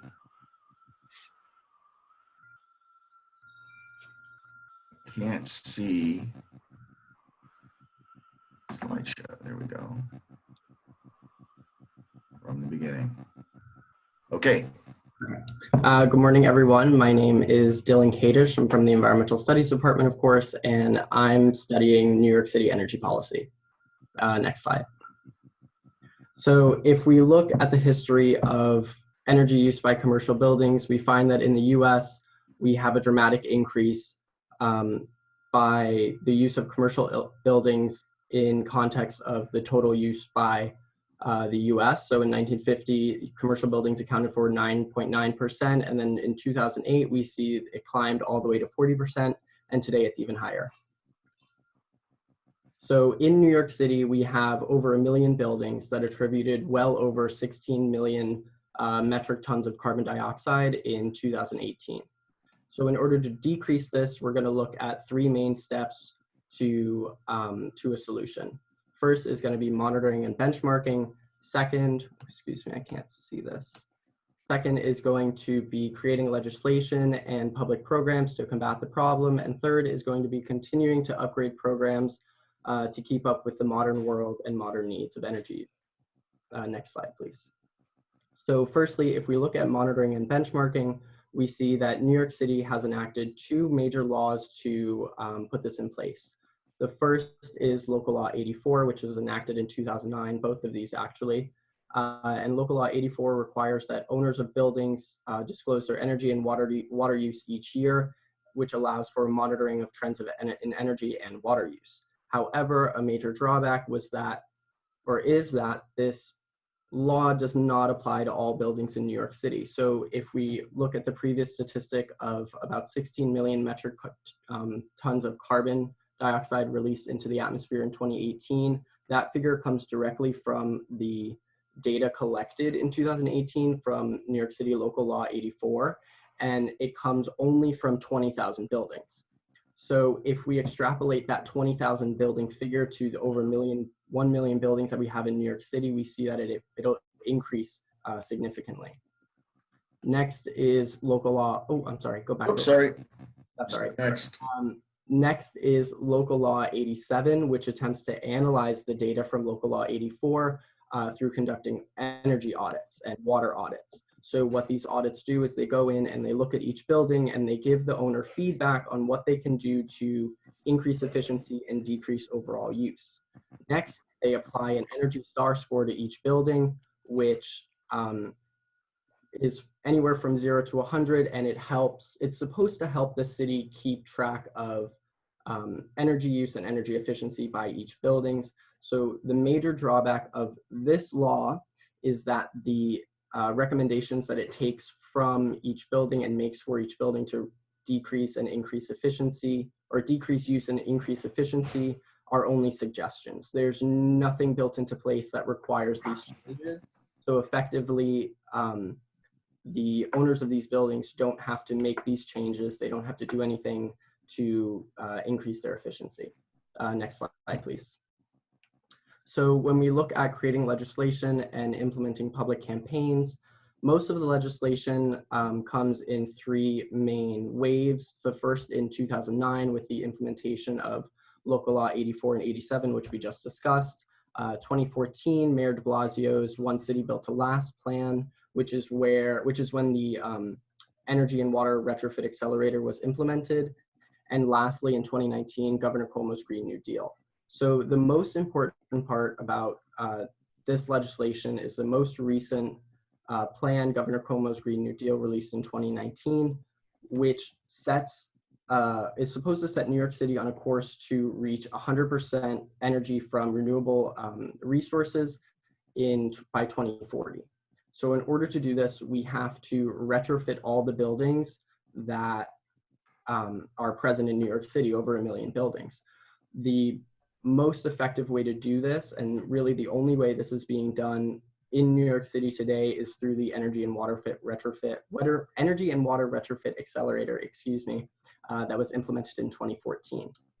So the Retrofit Accelerator is meant to be a streamlined process that developers and tenants alike can use to implement small changes in their building. They can upgrade their windows, they can upgrade their appliances, and it's meant to increase efficiency and decrease overall costs. However, one of the huge drawbacks of this campaign and of this program was that it was implemented in 2014 and was never expanded upon. So it's a similar problem that we see to Local Law 84, in which it only applies to a really small percentage of New York City and is not able to handle the problem that we face today, and is definitely not going to be able to reach the 2019 goal of converting 100% of New York City energy to renewable resources by 2040. Next slide, please. So when we look into expanding into the future and into the 21st century, there are three main things that we have to do. On the legislation side, Local Law 84 has to be expanded to include all New York City buildings and has to be streamlined so that the owners of these buildings can use online resources and can upload their usage automatically to the city. Next, Local Law 87, I would think it would have to be amended to require the changes found during energy audits. So like I talked about before, the law goes through each year and it conducts audits of individual buildings. But the audits and the recommendations are just that, recommendations. So in order to implement real change, they have to be required. Next, public campaigns. Obviously, the retrofit accelerator has to expand in scope and depth to be able to handle the entirety of New York City. And new public education campaigns have to be put in place and have to be started citywide to increase individual awareness of energy use. It's not in here, but I've done a fair bit of research on individual use and human behavior, and some studies have shown that just knowing and just thinking consciously about your energy use can help someone decrease their energy use by over 20%, which is huge if we could do it citywide. So future goals, this has been one of the main parts of my study thus far, and it's expanding into the future. So we need to expand the public and private use of energy smart devices. We need to expand the use of artificial intelligence, whether it be on the small scale or the large scale. Now, obviously, a large scale solution would be to create infrastructure and support integrated artificial intelligence devices for monitoring and benchmarking and for correcting of energy inefficiencies throughout the city and throughout the larger energy complex that is New York State and the northeastern seaboard. So in order to do that, it's really complicated, but one of the solutions that's being put into place now is the use of like Amazon Alexas or like Google Homes to integrate your lighting and your like even your refrigerator and your HVAC system to work together to like turn off your air conditioning while you're at work and then turn it back on when you're 10 minutes from home. It saves an incredible amount of energy if it's not running all the time. And yeah, thank you so much. Thank you, Dylan. So hold on one sec, okay? Well, I'm going to keep going, but you can talk while I'm doing it. All right, Dylan, I think you missed something on future goals, which would be to have smart metering where people could actually see their energy use. And then my further snarky question to you is, since it's 50 degrees out, why do you have your overhead ceiling fan up? I actually am in South Florida, and it's about 90. Oh, God. Okay. Yes, we have students from all over. Yes, you do. Can everybody see the changing how we think about food? No. No. All right, I gotta go back. Hold on. No. Meeting controls. The other thing you can do, Dart, is share your whole screen. So what we see, what you see. This, you're just sharing certain windows. So you have to change it each time. Oh, brother. Sorry. My screen sharing is paused. Resume share. How about that? That should work. I can close that one.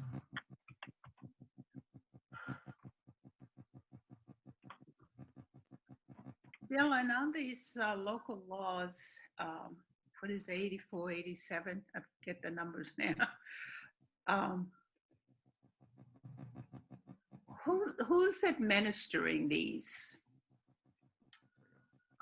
They come from an office inside New York City. It has something to do, they created their own office when they were administered, and now they're part of a, I'm not entirely sure, but they go out. They're part of the,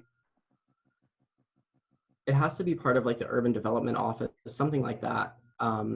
We'll look it up. Okay, we got your screen, Dart. You got me now. Mary Stahl, are you there? Yes. Yeah. All right, Mary. Nice to hear All you. right. So I'm going to talk about what I've been studying, which is the environmental effects of food systems, specifically sustainable seafood, and the necessary changes to actually make sustainable seafood fully sustainable. You can scroll down a little bit. Oh, Yeah, you got to go down. I got it. Yeah. Okay.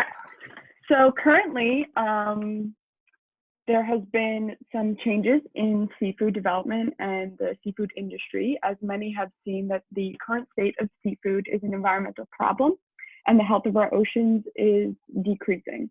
So some solutions that have been put forward is sustainable labels of products. So the big one is MSC, and then there's also ASC. And then there's also organizations who have come out of the sustainable seafood movement, mostly with the goal of educating the consumer. So the big one is the Aquarium Seafood Watch, which has gone nationwide in acceptance and has created their own sort of guidelines for seafood that consumers should or should not be buying, and some sort of restaurant programs, but not a ton. There's also more local programs and more West Coast programs.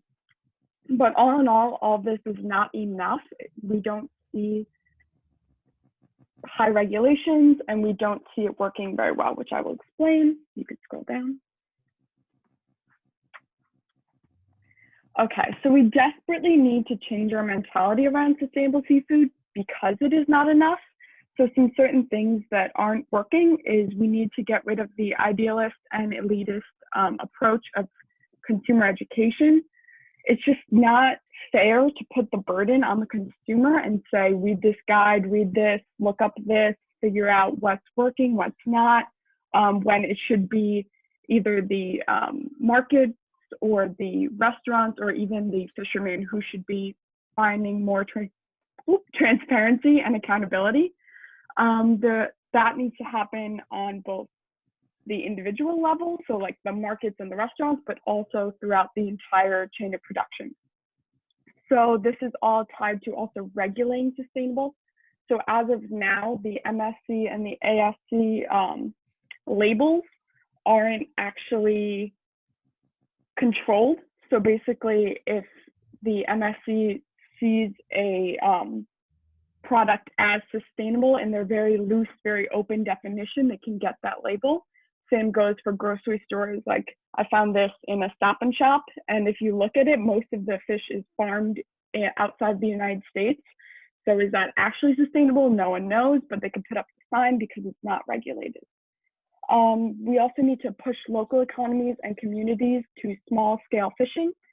And again, this involves the markets and the restaurants.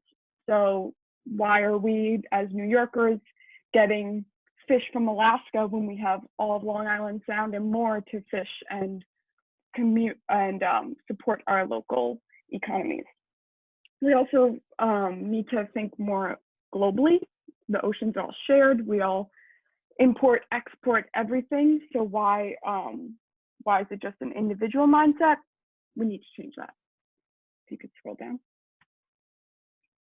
So one of the big issues I'm hoping to address and have been studying is the issue of accessibility and luxury products. So right now, as with many sustainable or environmentally friendly products, it's marketed as an elite and trendy kind of mentality, and it's inaccessible to the masses. So this means we see minimum sustainability initiatives at low chain or chain restaurants, low price and fast food restaurants. We see less in wholesale marketers like Costco. We see less in chain grocery stores, so like that Stop and Shop idea. And we see more of these little trendy products. Much as I love Patagonia, they have their whole sustainable seafood initiative is very trendy. It's very minimum. It's like $20 for a little packet. So no one's really buying this to feed their family on a regular basis. We also don't see it in McDonald's. We don't see it at the Costco, the big bag of shrimp. We don't see these initiatives where they are needed to be mainstream. If you could scroll down. So two other aspects of truly sustainable are aspects of local and then aspects of more mainstream aquaculture. So having to do with local, we need to market lower chain species. So that means species that are, yes, local, but also can regenerate faster or more readily available, and won't, one species leaving after they're able to spawn won't detriment the entire population. We need restaurant movements, which I find very important, to be towards environmentally flexible species like these lower chain, higher population. Stock-based menus is an approach that I think is important, especially in New York City and Long Island. So if you have more of a kind of fisherman catch of the day, when it runs out, what do you go to next, rather than what people like shrimp and like all the salmon stuff that's a little less readily available. But if we have more of a locavore ideology of like, this is a local species, the chef is creating some sort of interesting dish for it, then you're going to have more of a support for it. Community supported fisheries is another aspect.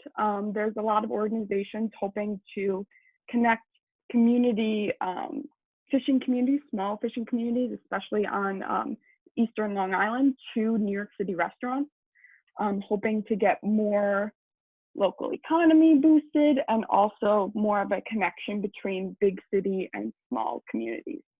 Also, another aspect is aquaculture. We continue to source farmed fish from other countries, which to me is very controversial. We all know the detriments of fish farming, but also we can do it in the United States. We can regulate it. We can do it sustainably. So we should be eating what we can control.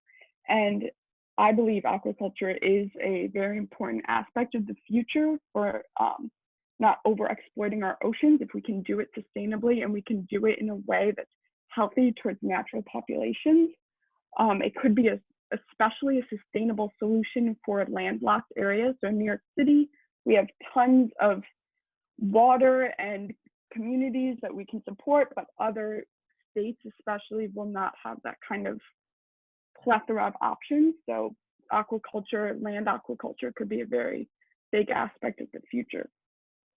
You could go down a little bit. So this is just to sum it up. Sustainable is not just consumer education. It's not just what we've been showed, especially in the recent years. It's also local, low chain and flexible species, regulated terminology, advanced aquaculture, and most importantly to me is the idea of accessible pricing and availability. So this diagram on the right that I created just shows how much goes into just one idea of sustainable, or how much should go into just one idea of sustainable, not just a label, but more and more advanced ideology. And sustainable seafood doesn't have to just be an environmental fad. It doesn't just have to be a cool menu item. It can be a solution. And that's that.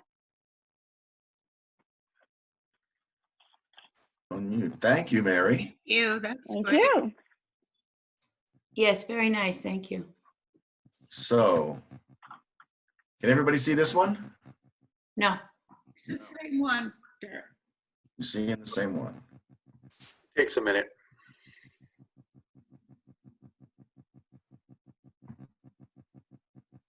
Karen, are we going to be taking a break pretty soon? 3 minutes. We're going to be finished pretty soon. We just have to sum it up. We have just a short goodbye to everyone from BCEQ with a list of our goals that we may be celebrating 10 years from now. And everything you're hearing is going to be part of those. I just don't want to lose. You want me to turn off your screen? No, I want to do that. Okay. I'm only asking, Robert, because I didn't have breakfast. I know. We had breakfast at 10 o'clock, so you should have. I have a 12:15 meeting that was supposed to be a 12 o'clock meeting, so I am in the same mood as everybody else. Can you see? I've actually had to leave you, and I apologize because I've been at another meeting. Can you see negative effects that wars and armed conflict cause? No. And I'm dying to get another cup of coffee, but I won't do that to the next presenter. Dart, who is there? Oh yeah, Mark is telling us there's a Bronx River Alliance Greenway chat coming up. So can you see what I'm sharing? Yes, yes. Yes, Make you it, can. Okay. make it So bigger. this is Petros' report, and I'm going to do it very quickly because everybody's in a hurry and he's not here, but I don't want to have him get lost. So we asked people to come up with ideas, and here's one. What happens when there's to the environment when there's a war? Right? There's 30 conflicts going on right now. More than 70 countries are fighting. One of the coronavirus pandemic. If the U.S. military were to count its fuel usage alone, it would be the 47th largest emitter of greenhouse gases in the world, more than 100 countries. Nuclear and chemical weapons, what do we do with all this nuclear fuel? Everybody knows what those problems are. Missiles, bombs, tanks going over the land.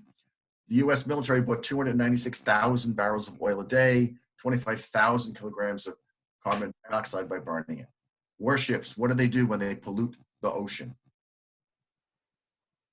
Destruction of the land, forests, wildfires, bombs, purposely polluted rivers and thrown oil into the sea. Like the enemy. Right. Refugees, the displacement of people puts huge pressure on local environments and ecosystems, just like pandemics do. Societies are engaged in long-term wars that they're not following rules of sustainability while they're busy having a war somewhere, right? They're not recycling while they're shooting each other. They lack the technology and the time to adapt to a more modern, environmentally friendly lifestyle. Palestinians are not, for one example, people are not able to acquire more modern technology while they're busy, where they're stuck in the middle of a war somewhere. But the goal is not to construct, this is my favorite part of Petros' presentation. The goal is not to construct more eco-friendly weapons. The goal is to reduce the number of conflicts. So peace is an environmental issue. So when we're talking about working for peace and justice, doing something for the environment, as well as doing something for peace and justice. It was a great thought to close on. Yes, very good. Thanks to everybody. Quite good. Thank you. I'd like to hear it for all my students. That's great. Very nice. They Thank do you a very great much. job. All 7 of you, even the 2 of you that were in class and couldn't do it. Right. That's great. Yes. Karen, I think we're at the end, but I just wanted to share my screen if I could. Go ahead. Thanks. So everybody, I am at a little bit of a disadvantage for 2 reasons. I had to beg off for a couple of about half an hour for a business meeting, so I hold on. We can't see. I missed the students' wonderful presentation. Here you go. Can you see that? Yes. And also, I've only been a BCEQ board member for 6 years. That makes me almost born yesterday, and I've been president for only 2 years. But I have to say, and for all those who are listening and all those who are hearing in this recording, that there is no better organization for the environment in the Bronx. We are a family of all our Bronx organizations, and the fights that we have been fighting for, as Dart and Karen and Paul said, and I see 30 years, are actually paying off. And it's incredible legacy that we've had. And you can go back to almost every environmental document and find someone from BCEQ on that advisory board. And I have. So Karen and I were thinking about how to end, and it was basically looking forward 10 years from now. I'm not going to go through this in any detail, but I just wanted to leave you with this as a kind of snapshot of where we have come and where we need to go. Dart, thanks to you, I remember our great conversation about the Bronx Greenway. And that's a 1990 document, everybody, that has many, many names, some here on this call right now on the document. And we do have a low impact doctrine, but I think this, I just wanted to circulate this among our board members, is really reflects a lot of our initiatives. I just put in more boats. We need more boats. Mm-hmm. We need more community gardens and shorter food miles. And at the end here, we need more jobs for young people in and out of college, high school grads and college grads, and a stewardship organization in every community. One of the things that amazes me is that so many projects are just laid out with scattershot and by community district and who's on that community board, and it kind of runs afoul to all the great planning and preparation that organizations have done. But water and air don't listen to community board districts. They don't stay within community board districts.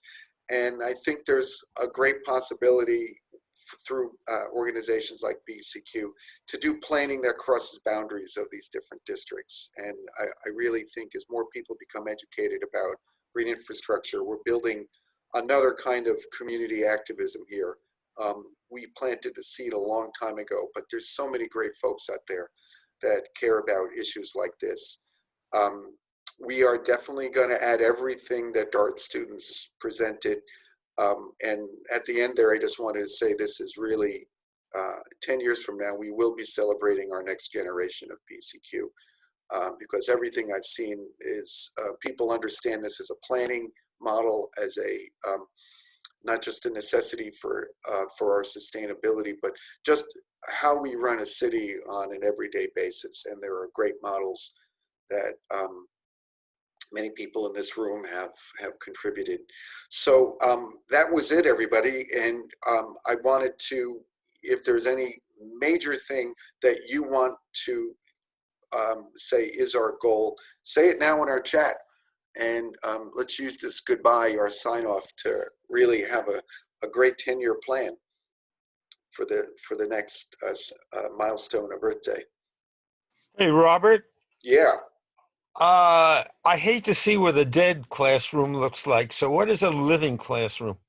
Oh, that's outdoors. Yeah, that's an outdoor site for every classroom. Ah, okay. Yeah, that's basically nature. Every classroom should have a project outdoors that actually has an environmental project connected to it. Karen, is this the last of the BCEQ stuff? Yes, this is the last. This is our flourish, yeah. So, and I've said this before in another presentation, but for both Karen and Robert, thank you so very much for doing all this work. It's really fantastic.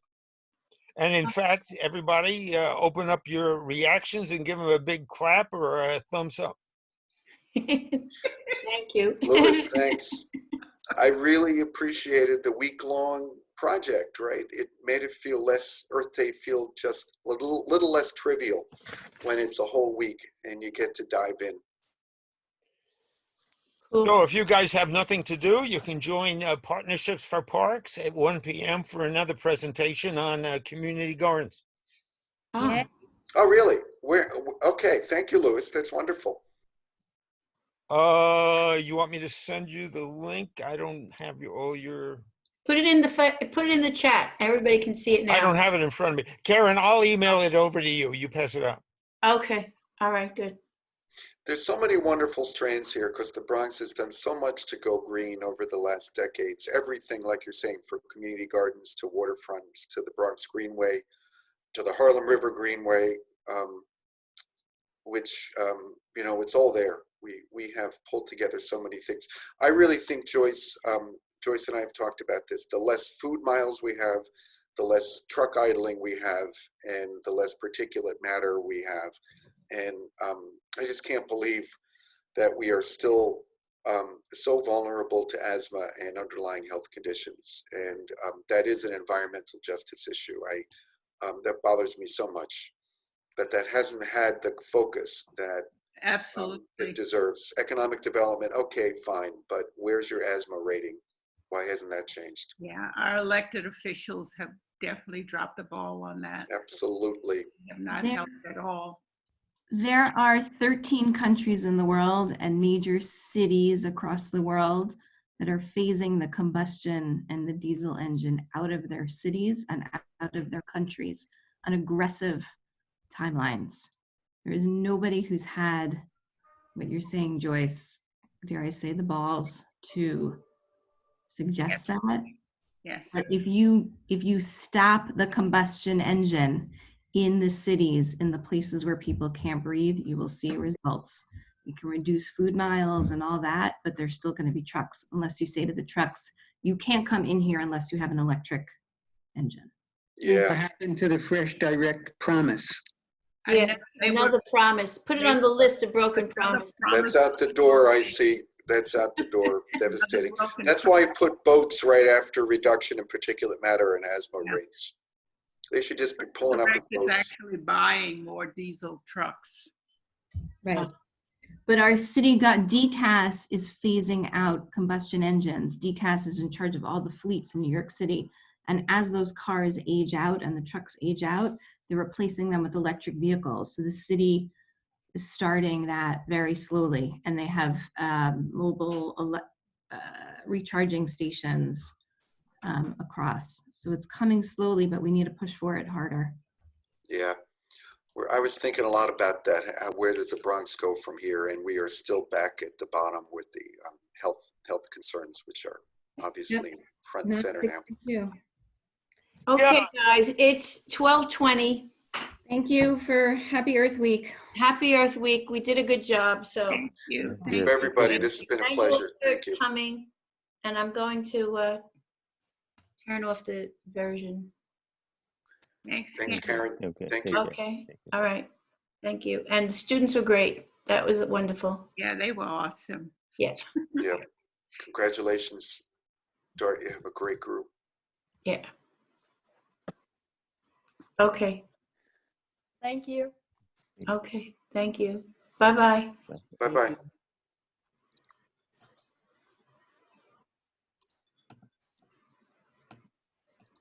I'm going to end the meeting. All Bye. right. Take care, Karen. Ciao, ciao. Congratulations. Okay. Yes, very good. Thank you, You everybody. did good. Okay. Bye-bye.